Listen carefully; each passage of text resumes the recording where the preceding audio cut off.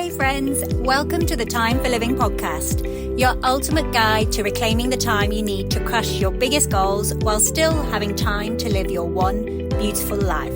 I'm your host, Lucy Clark, a devoted boy mum, dedicated business owner, and time freedom expert.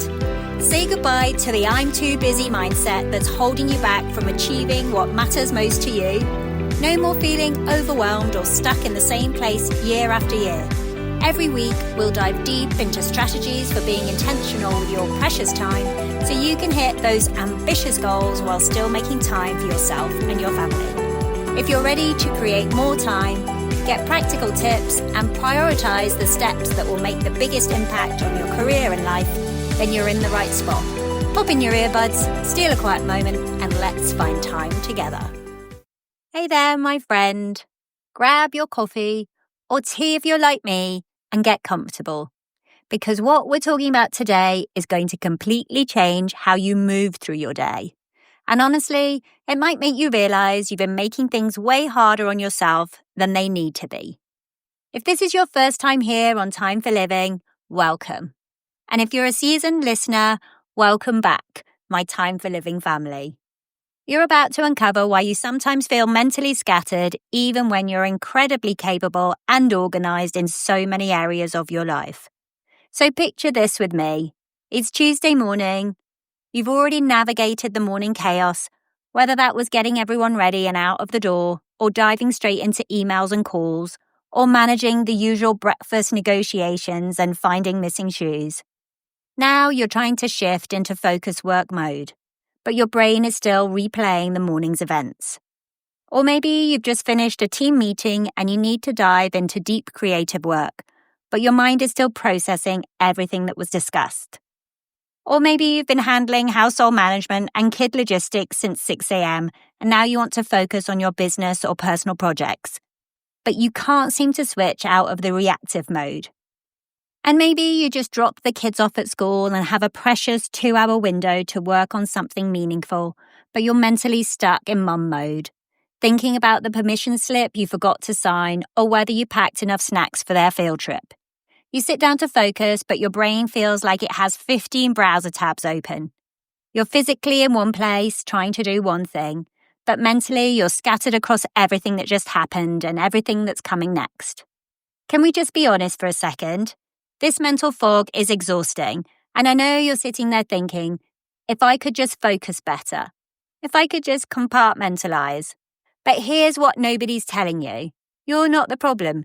You don't need better focus or stronger willpower. You need to learn how to close one chapter before starting the next. And that starts with something so simple, most people completely skip it. So here's what I've discovered working with incredible women who are juggling multiple roles and responsibilities. We're treating our days like one long continuous stream instead of recognizing that we actually shift between completely different modes of thinking and being throughout the day. One client told me, I feel like I'm never fully anywhere mentally. I'll be in a work meeting but thinking about dinner. I'll be helping with homework but my brain is still solving a client problem. And I'll be trying to have a conversation with my partner, but I'm mentally planning tomorrow's schedule. Another shared, the hardest part of working from home isn't the distractions. It's that I can't seem to shift gears. I'll finish a stressful client call and immediately need to help with lunch, but I'm still carrying that energy into mom time. Then when I try to get back to work, I'm still in caregiver mode. And from a mum who's been building her own business, I used to think, I have these precious pockets of time when I could work on my dreams. But when I sat down to focus on them, half my time would be gone because I couldn't get my brain to switch from household mode to creative mode. Do you hear yourself in these stories? Because here's what I discovered that changed everything. Not just for me, but for every woman I've worked with who's gone from scattered across multiple modes to actually present in each one. I used to think that feeling scattered was just part of being a woman who cared about multiple things. Like, this is just how it feels to be responsible for work and family and household and personal goals, right? You're always going to feel like you're mentally everywhere because you literally are everywhere. But then I started paying attention to something that changed everything for me. I'd started the morning getting my kiddo ready for school, the usual chaos of breakfast, finding homework, last-minute questions about the field trip. Then I came home and immediately jumped into client work. Then I had to switch to household management mode for grocery pickup and meal prep. Then back to business mode for an important call. Then into mom mode for an after-school pickup and homework help. By dinner time, I felt completely drained, but when I looked at what I'd actually accomplished, it didn't match how exhausted I felt. That's when I realized what was happening. I wasn't transitioning between these different parts of my day. I was just accumulating them. I was carrying the rushed energy from the morning school run into my client work, which made me feel frantic and scattered during what should have been focus time. Then I was bringing that work stress into family time, which made me impatient and distracted when my family needed my presence. The next day, I decided to try something different. After the morning school routine, instead of immediately diving into work, I took 5 minutes to take a few deep breaths and consciously shift from mum getting everyone ready to professional ready to serve my clients. It sounds almost too simple, but those 5 minutes completely changed the quality of my next 2 hours. Later, when I finished my work block and needed to transition into household management, I closed my laptop, washed my hands, and took a moment to shift from business owner to home manager.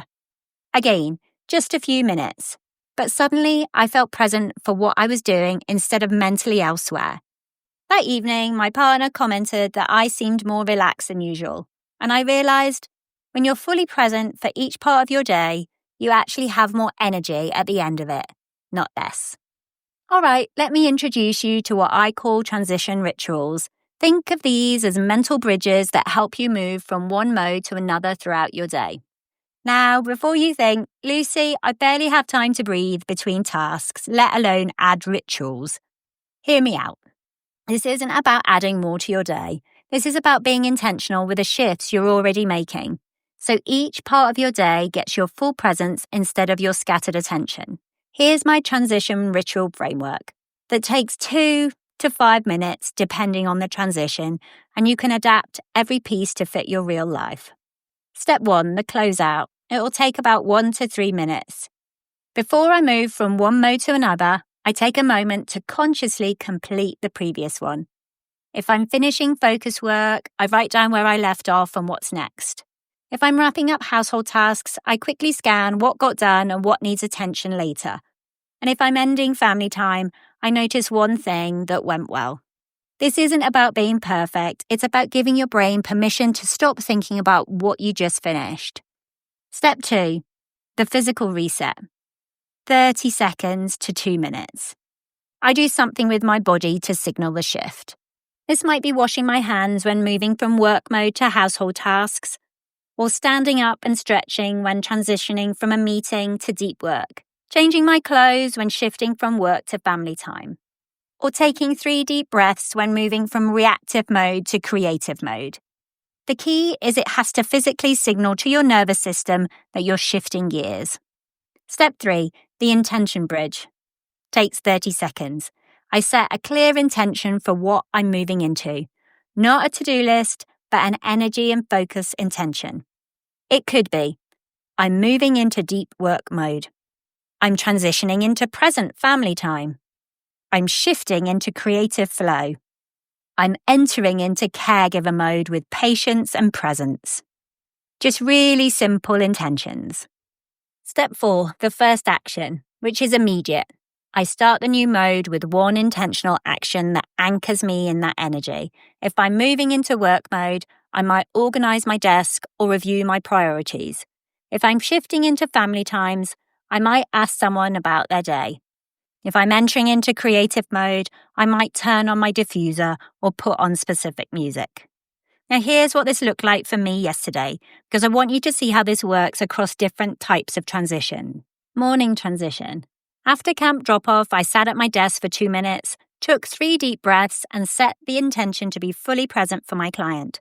I started my work by reviewing my agenda instead of just diving in reactive. Mid-morning transition. After my client call, I washed my hands, did some shoulder rolls, and consciously shifted from problem solver to creative thinker before working on a project. My afternoon transition.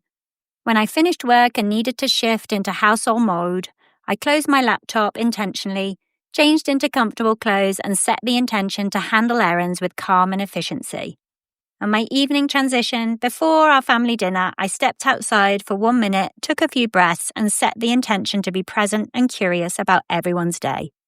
Each transition took less than 5 minutes, but the impact on my energy and presence was dramatic. Now, you might be wondering, how do I know what I'm transitioning between? This is where having a time-blocked day becomes your foundation for successful transitions. If you've never structured your day intentionally, these transition rituals can feel random or overwhelming. But when you planned your day with specific blocks of time for different types of work and activities, transitions become natural stopping and starting points. Let me give you a quick overview of how this works.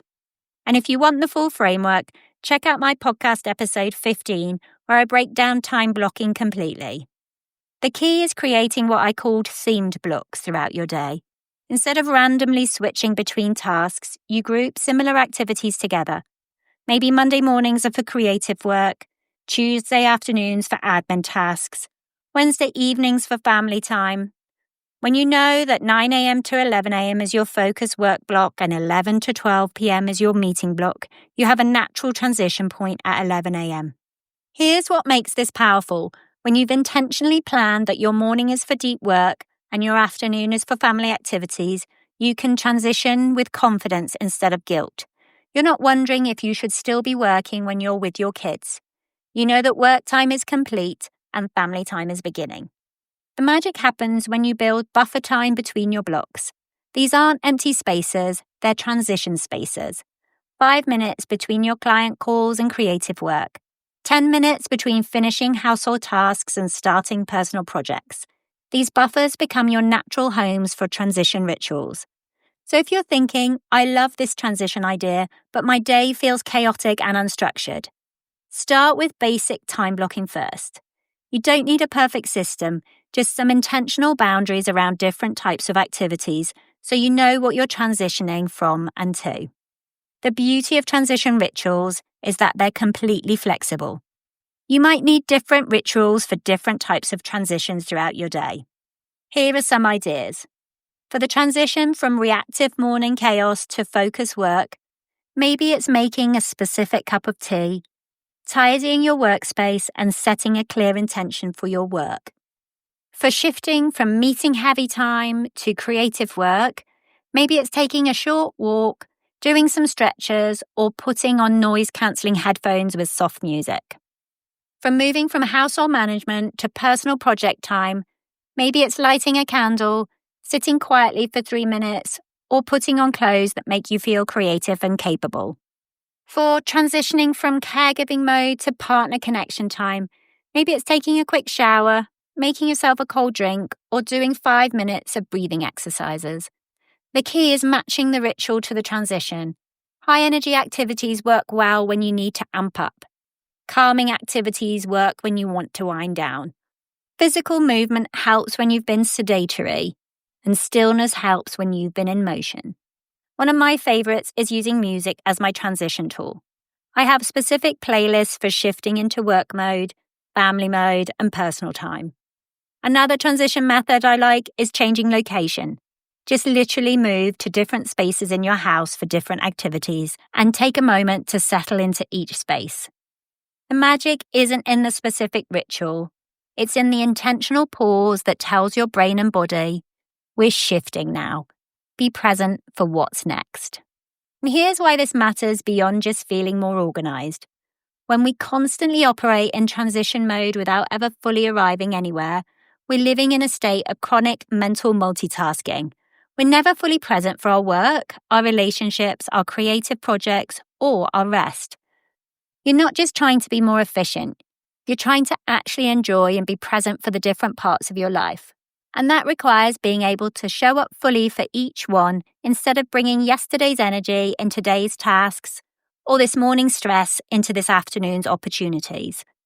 The women I work with who master these transitions report something beautiful. They actually like their days more. Not because they have less to do, but because they're present for what they're doing. Their work feels more satisfying because they're focused.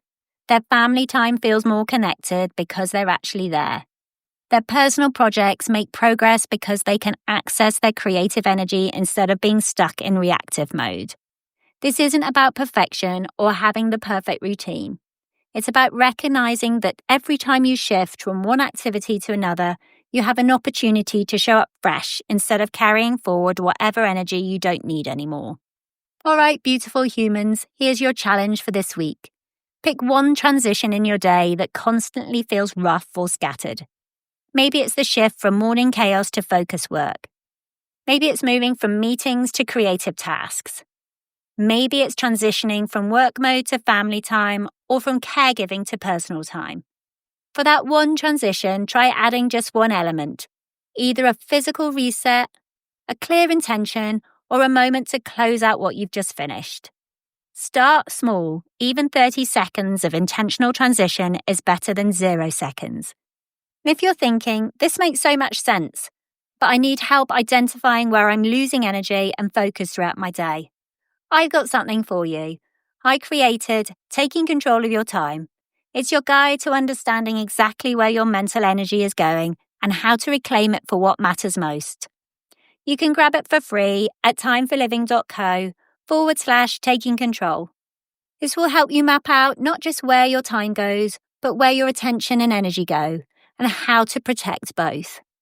Remember, you're not scattered because you're doing too much. You're scattered because you're trying to do everything in the same mental mode. But when you learn to transition intentionally, each part of your day gets the best of you instead of what's left of you. Your present intentional life starts with present intentional transitions. Go give each part of your day the gift of your full attention. I'll see you next week, and until then, keep reclaiming your presence. Hey friends, thank you so much for tuning in to the Time for Living podcast today. If this episode inspired you to take action and save time, I'd be so grateful if you could leave a written review and subscribe over on Apple Podcasts. Your feedback means the world to me and helps us reach even more amazing people like you. If you know a friend who needs to hear this message, share this episode with them. And remember, your time is precious, so make every moment count. Until next time, keep dreaming, keep living, and keep making time for what matters most.